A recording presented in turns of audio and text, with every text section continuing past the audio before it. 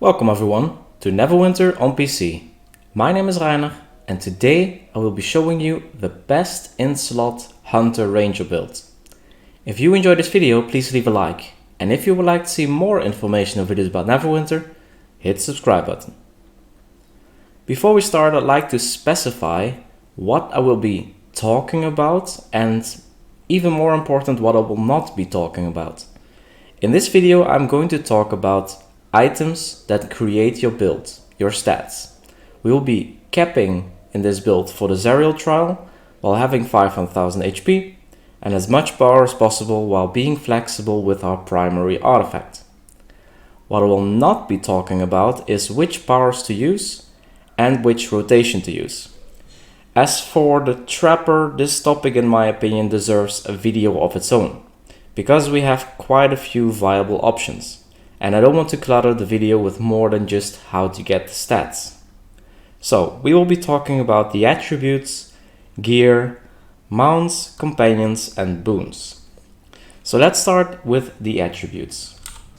For the attributes, for the Warden we typically went with intelligence for trials because we did a lot of magical damage.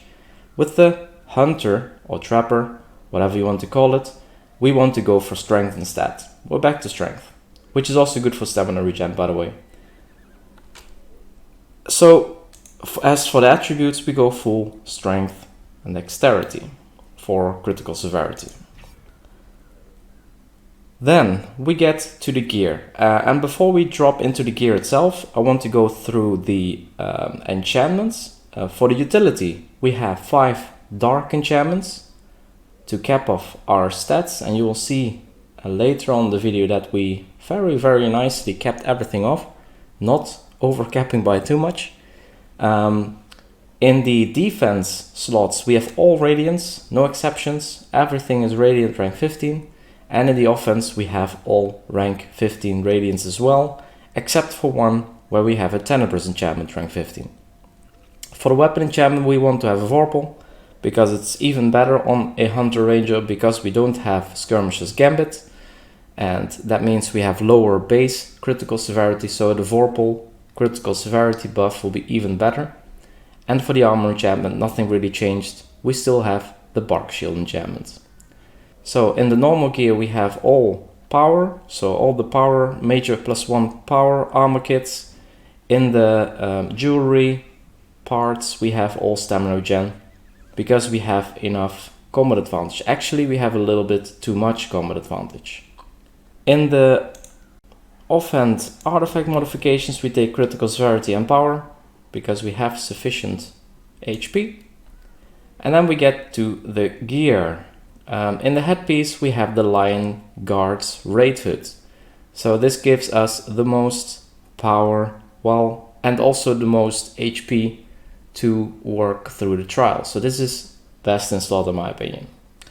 Then we get to a weird one, and some of you might not have even heard of this piece of armor. It's the Scavenger's Hide. And why is this one interesting? Well, we had before the Stealer of the Stars hide, which gives 1% power, a little bit like the Ebony here. It gives 1% power, maximum 5 stacks if you hit or heal a target for more than 10% of your maximum hit points. The Ebony was nerfed from 10 to 5 stacks, but there's actually another piece of gear that's a little bit lower item level that still stacks 10 times with the same 1% power if you damage or heal your target. So this is the old Ebony bonus.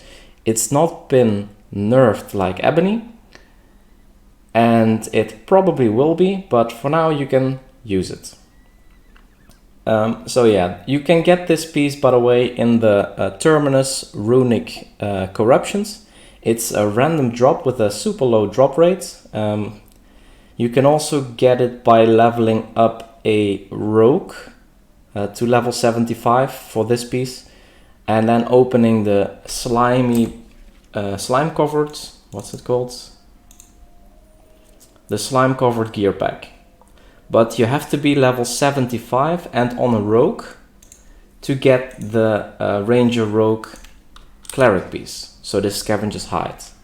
I don't know if there's different classes that can also get it, but the Ranger does not get it from the slime covered gear pack. In the Runic Corruptions, every class can get this. So then for the arms, the Lion Guards, Raid Braces, nothing changed here, we use that. For the weapon set, best in slot of course is the Celestial weapon set. This has been mathematically proven already, I don't have to do that again.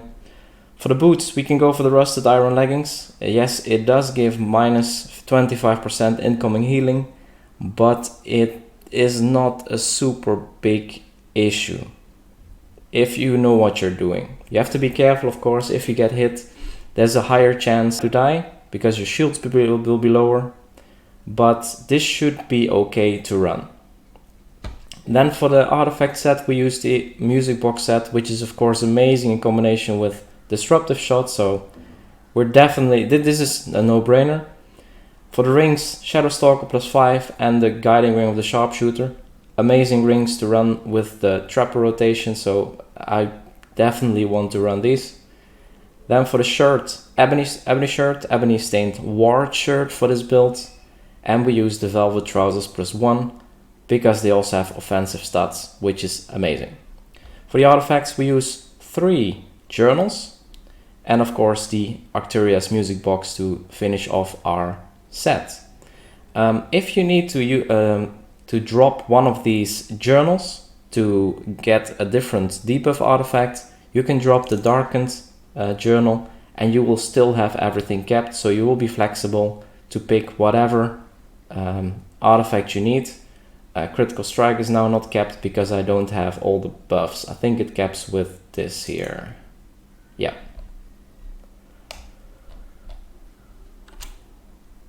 So, then we get to the mounts. Let's go from the back, the mounts. As for the mounts, combat power, Bat Swarm, Griffin, T-Rex, whatever your team needs, but Bat Swarm is best for a DPS. Then the equip power, we take Stalwart because of the 50,000 HP. It is best in slot because it should be 40,000, but it's 50,000, so you get 10,000 free HP, more stats. And then in the Insignia bonuses, I have Gladiator's Guard twice, 1-time Assassin's Covenant, and these two don't really need to be a Insignia bonus, you just want all of the Dominance enchantments, and there's not really a viable alternative that does much in the trial, so I just took Combatant's Maneuver.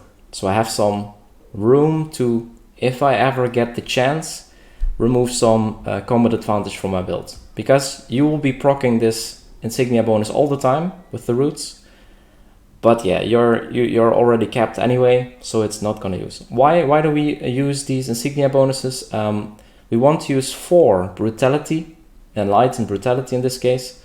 2 here, 1 here, and 1 here. And the rest all have to be Dominance to get these statistics.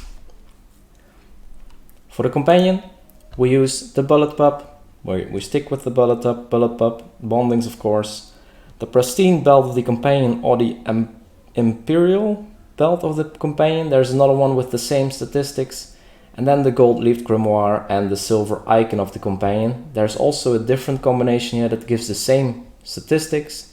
I mentioned it in the previous video. Basically, from the previous video, this did not change.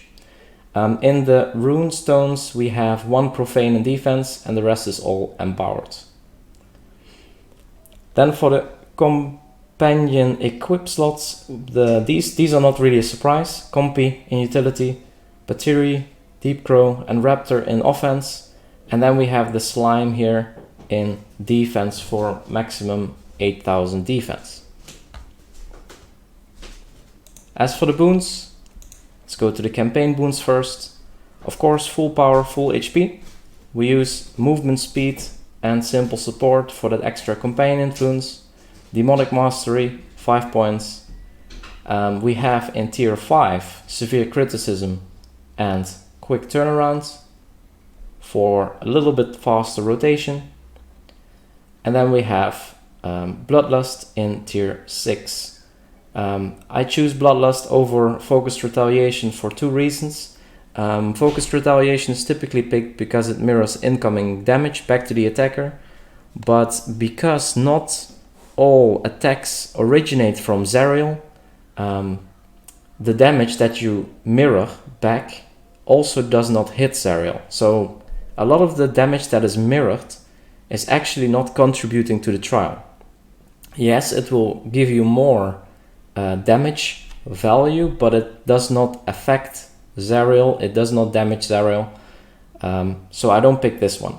The second reason is the extra AP gain, which is also great, and additional weapon damage, which actually does something. And then we have a couple of points here to cap off our statistics. We have 3 points in accuracy, we have 2 points in combat advantage, which we could actually remove and move to deflect, 2 points in defense, 3 points in armor pen, and 1 point in critical strike. For the guild boons, we have power, because I don't have access to critical severity, but if you have, you want to pick this. Defense is of course HP. Utility must be revive sickness. If you die, that you don't get hurt too much. As for the arms, I also have a different one standing here, which would stack with the scavenger's hide because it's a different equip bonus. I've tested it and it actually in combat only gives 150-ish more power, which is not worth it because you're also losing 10,000 HP and a lot of other statistics, which will make capping the rest of your statistics a pain in the butt. So these I would not use. Lion Guard raid bracelets all the way. If you need a little bit more HP, you can see my HP is now 496,000. Is that totally buffed up? Yeah, I'm not using the... This one I already used. And this. So with these 3 journals I have 502,000. You could also swap one journal out for the Flayed. If you feel a little bit scared with the HP, you can run this. You will also get 8,000 HP from the team, from the VIP bonus, which is also buffed by con, by the way, and by a race, if you're a metallic ancestry dragonborn. So this will be higher in the trial, about 517 to 520k, depending on which artifact you pick. So we have everything buffed up now. You can see our statistics are very nicely above the cap, even without the darkened.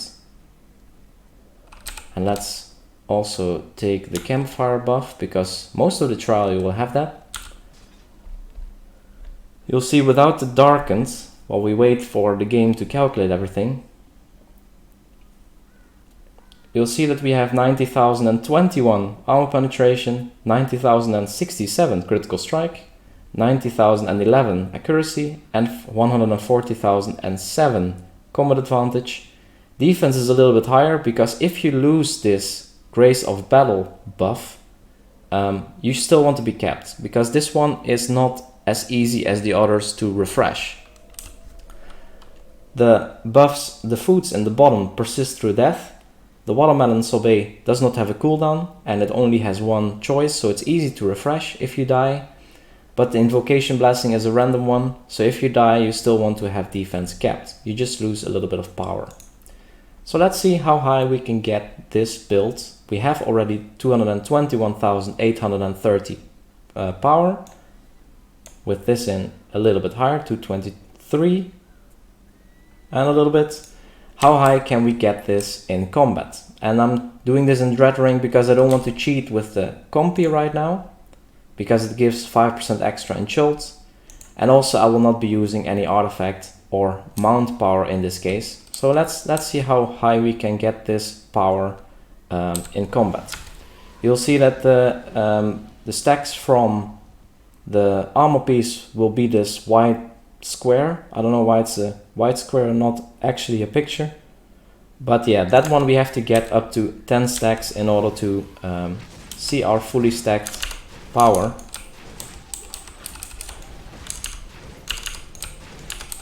Which you can see happens fairly quickly. Okay, let's see our power. 243,448. And you can also see that Commandant's Maneuver is active because of the roots. And it actually is active super long even if you're not in combat. So we could actually remove 3,750 combat advantage from our stats if we would find a way. And then put them somewhere else. If possible power, but I don't think there's a way to do that at this time. So that's the maximum power that you can get right now. I could also show you really cheesy what you can get in chilled, and I will do that right now. So here we are in chilled at the target dummy, the boss dummy. And I'm going to show you what kind of power levels you could get by doing this cheaty. It's not a representation of what you have in the trial, by the way, but this is just for fun to show you how high this build can get in chilled. So let's go.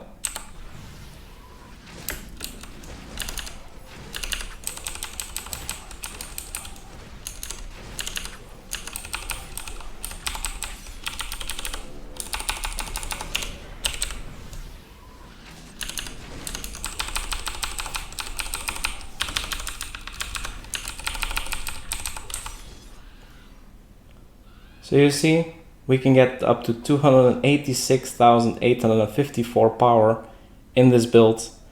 Once again, this is just a gimmick, just to show you how high this build can get. The scavengers hide are just amazing. This equip power is amazing. And it's amazing that you can cap everything using this gear.